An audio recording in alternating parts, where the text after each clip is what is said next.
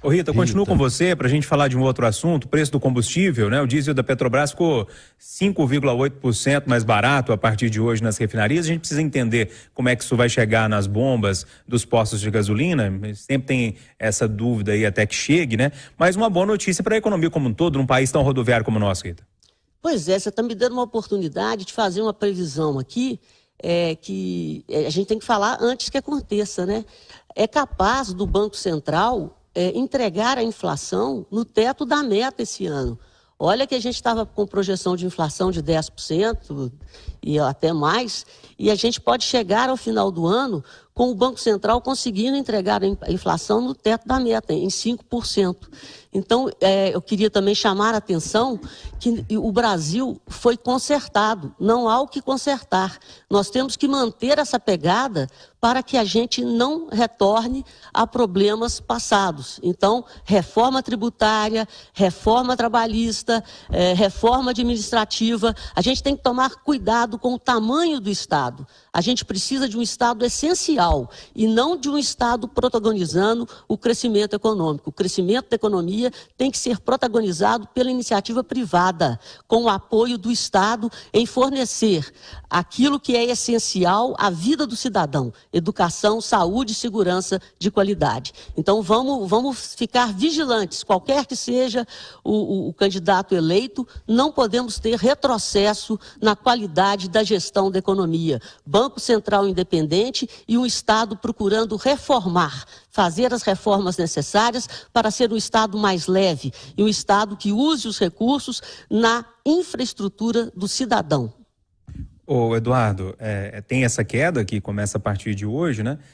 Mas eu fui pegar os dados aqui no ano, o diesel ainda acumula uma alta de 46%, e em relação ao final de 2020, alta de 146%.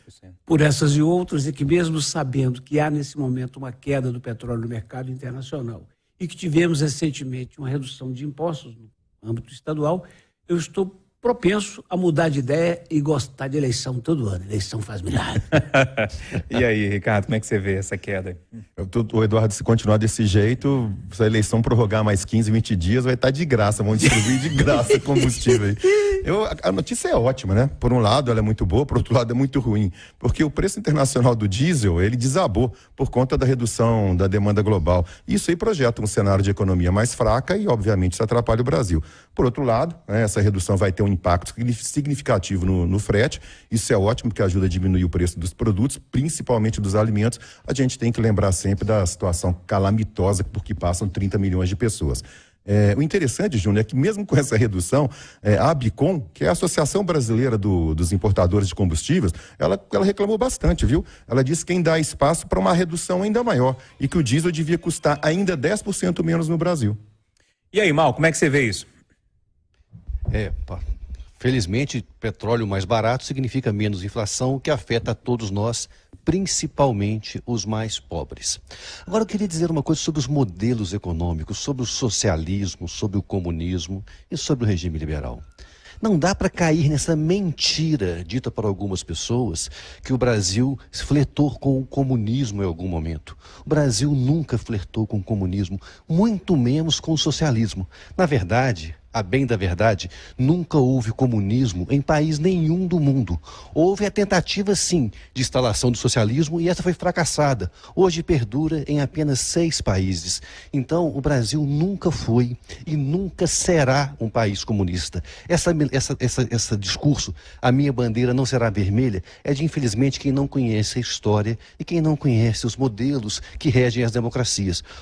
O principal avanço em relação ao capitalismo é um pouco o que foi feito no Brasil, sim, nos tempos anteriores com a social-democracia. Por isso que a Rita Mundim tem razão quando ela diz que o primeiro mandato do governo Lula foi muito parecido com o PSDB. Foi sim, foi um modelo de social-democracia, no qual protegia alguns em detrimento em relação aos valores de outras pessoas. Em geral, a social-democracia é assim: para dar para os pobres, cobra mais dos ricos e assim produz alguma justiça social. Ô, Malco, me permite, o Brasil nunca teve nem comunismo, nem capitalismo, nem socialismo, nunca teve porcaria nenhuma. O Brasil sempre teve foi um patrimonialismo do diabo, sabe? O Brasil sempre teve um bando de privilegiados que se aboletam no poder e ficam sugando o dinheiro que toda a classe trabalhadora e os empresários produzem. Eu nunca acreditei em capitalismo e socialismo, nada. Eu acredito nisso aí, nesse modelo que os caras vão lá, pegam toda a nossa grana e usam para eles mesmos. Eduardo, virando a página? Eu concordo. Peraí, acho que a Rita quer falar. Quer falar, Rita? Concordo em gênero, número e grau. O grande problema é o crescimento do tamanho do Estado sobre a economia. Quanto mais fortes são os partidos, quanto mais forte é a política na decisão sobre a economia, mais pobre será a sociedade. É o modelo que a gente tem hoje, Rita. Desculpa, Exatamente. com o PL aí do Valdemar da Costa Neto, com esses caras com os fundos bilionários aí. Por isso que não tem como defender o que está acontecendo. Aí eu discordo completamente de você. O que foi feito aí foi feito pelo Congresso. Agora, existe uma vontade política do governo de fazer reformas. A reforma tributária só não foi aprovada porque o Congresso também não deixou passar. Não, falando da reforma, estou falando da questão exatamente do Congresso. O governo pulou para dentro do PL, pulou para dentro dos partidos. É isso que eu não consigo compreender, sabe? Muda governo, sai governo, os partidos só aumentam, o fundo eleitoral só aumenta, o fundo partidário só aumenta e a população só empobrece. Então nós temos que fazer uma reforma política. Aí que é o problema. Nós temos que fazer uma reforma política para mudar esse modelo que está aí. Mas tem que ser capitaneada pelo presidente. Todos os Mas presidentes pulam no colo dos partidos, como esse acabou de fazer. O presidente tentou, só que a maioria do Congresso hoje representa a velha política. Então vamos escolher os nossos deputados federais, os nossos deputados estaduais, para darmos forças para o Executivo fazer as reformas necessárias. Eduardo, ainda...